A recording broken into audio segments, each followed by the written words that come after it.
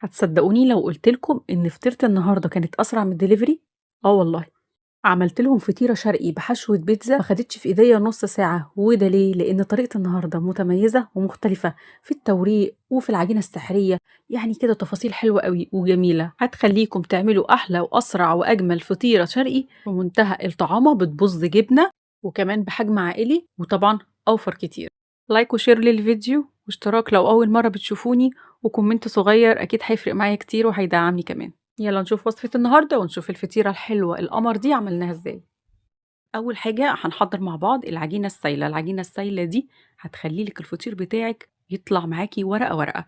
هيكون عندي علبة من الزبادي، يعني 3 معالق كبار من الزبادي. أول حاجة كده أنا ببتدي إن أنا أفكها بالويسك، أنا عايزاها تكون ناعمة وكريمي. بعد كده هنزل عليها بنص كوباية من اللبن. هقلب الزبادي مع اللبن لحد ما يبقوا معايا بالقوام ده. بالضبط كده، أنا عايزة القوام يكون بالشكل ده. وبعد كده هنضيف عليهم نص كوباية من الزبدة أو السمنة المتوفر والمتواجد. الزيت مش هينفع معانا خالص في الوصفة دي، الفطير يعني سمنة أو زبدة. وهسيب معلقتين هقول لكم هنعمل بيهم إيه. هنقلب السمنة مع الزبادي واللبن كويس قوي وادمجهم حلو قوي، ويكون السمنة عندي مش سخنة علشان الزبادي ما تخرصش معايا وتفصل، تكون درجة حرارة السمنة هادية خالص. وعلشان طعم الفطير بتاعك يطلع كده مسكر وزي العسل هضيف معلقة ونص من السكر. انا السكر هنا كان عندي بودر، وممكن تضيفي سكر عادي خالص. واضافة كمان تخلي لك الفطير مورق كده ويطلع معاكي ورقة ورقة، هضيف على الخليط ده معلقة صغيرة من البيكنج باودر، وكمان على طرف المعلقة ملح.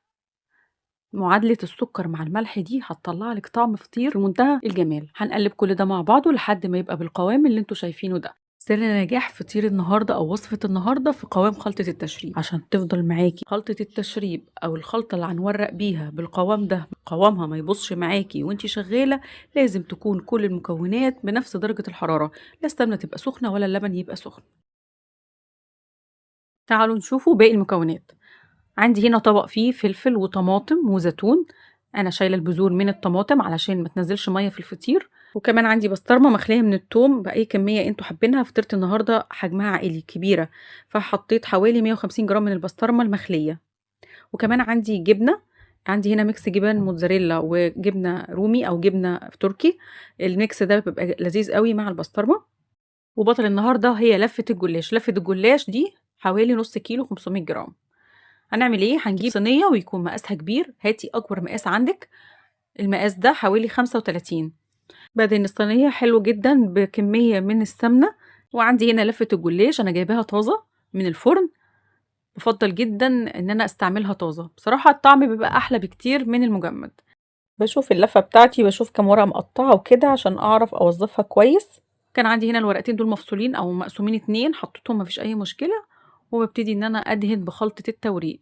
وخلي بالكم بقى هنا مفيش فتفوته ما يكونش عليها خلطه التوريق. خلطه التوريق دي هتعمل ايه؟ هتفصل لك الطبقات عن بعضها، وهتخلي قوام الفطيره كده لما تيجي تفتحيها بنفس كده قوام وبنفس سمك وبنفس طعامه الفطيره اللي معموله بدقيق وميه.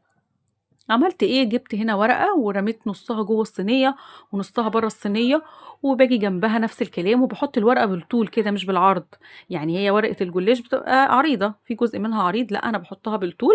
يعني هيكون عندي كده 4 زوايا او 4 ورقات مفرودين ومفتوحين، نصهم جوه الصينيه ونصهم بره الصينيه. وتهتموا جدا جدا بالتوريق او بدهان الطبقات، لان خلطه التوريق دي هي اللي هتحول لي ورق الجلاش ده لفطير.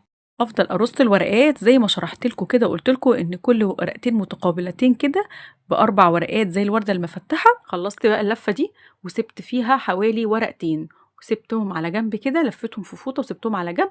وهنبتدي نحشي الفطيره بتاعتنا. الفطيره بتاعتنا مش على الوش بس، لا دي محشيه من جوه ومحشيه كمان من بره. حطيت رشه من الجبنه، من ميكس الجبن اللي انا عملته، وفوقيهم البسطرمه.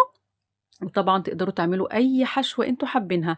اعملوا عصاج، اعملوا صدق بس يكون مستوي. اي حاجة تحشوها بس لازم تكون مستوية. اي بواقي كده من التلاجة، لانشون، بواقي فراخ فاضلة عندك في التلاجة محدش عايز ياكلها ومحدش جاي ناحيتها، حطيها في الفطيرة هتبقى زي العسل، وكلهم هياكلوها ويتبسطوا منها كمان. حطينا الفلفل والطماطم والزيتون كمية معقولة برضو، ما تكونش كتير علشان كل ده برضو بيبقى فيه سوائل، الخضر ده كله فيه سوائل. وحطينا كده رشة من ميكس الجبن، وهنبتدي نقفل الصينية. هنقفلها ازاي؟ هناخد بقى كل ورقتين كده متقابلتين قصاد بعض، هنرميهم كده على الحشوة، ونبدأ ان احنا ندهن بخلطة توريق برضو كويس جدا. نبدأ إن إحنا نقفّل بقى الوردة اللي إحنا فتّحناها دي، وتدهنوا حلو أوي، ما فيش فرفوتة زي ما قُلت لكم تكون مش عليها خلطة التوريق، وتحاولوا وأنتم بتحطّوا الورقة وبتفردوها كده تفردوها كويس، ما تكونش مكلكعة علشان التوريقة بتاعة الفطير تطلع كده مضبوطة.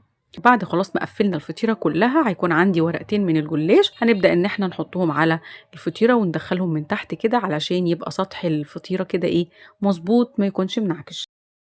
بصوا بقى انتوا تقدروا هنا تدخلوها الفرن من غير وش البيتزا، بس هتدهن هنا سمنة بس، وهتبقى جميلة برضو لو حابينها اقتصادية اكتر.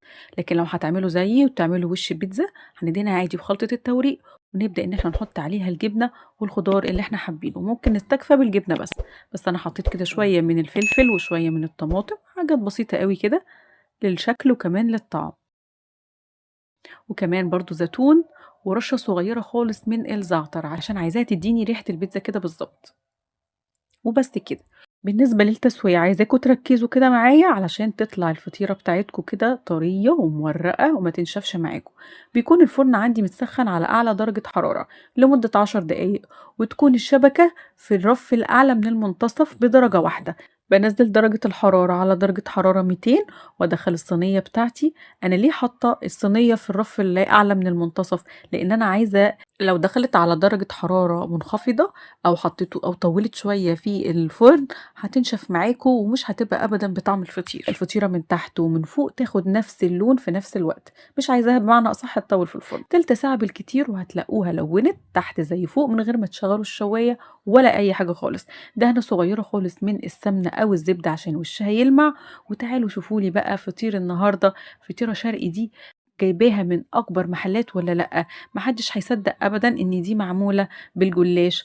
بصوا الطبقات بتاعتها، بصوا مطة الجبنه، بصوا كمان الفطيره من تحت.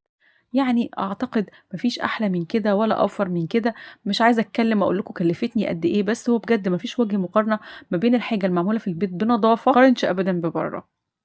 طلعت من الفرن بالشكل القمر ده، نقلتها على طبق التقديم وقطعتها، وتعالوا شوفوا لي قطعة بقى. بصوا مطة الجبنة تحفة. لو حابين اقول لكم على اسم الجبنة اللي انا استعملتها قولوا لي في الكومنتات وهقول لكم اسمها. بالنسبة للجبنة عشان تطلع معاكم بتمط كده، لان انا بشوف الشكوى دي عامة، خلوا الجبنة بدرجة حرارة المطبخ، ما تبقاش متلجة او ساقعة عشان تمط معاكم. ما تطولوش عليها في الفرن علشان تطلع بالمطة الجميلة دي. عملنا قبل كده وصفة للفطيرة الشرقي بس عملتها بطريقة تانية وبشكل تاني، هسيب لكم الفيديو في صندوق الوصف. وبس كده، ده كان فيديو النهاردة. اتمنى يكون فيديو النهاردة عجبكم. لو عجبكم الفيديو شير ولايك للفيديو وكومنت صغير وسبسكرايب للقناة لو أول مرة بتشوفوني.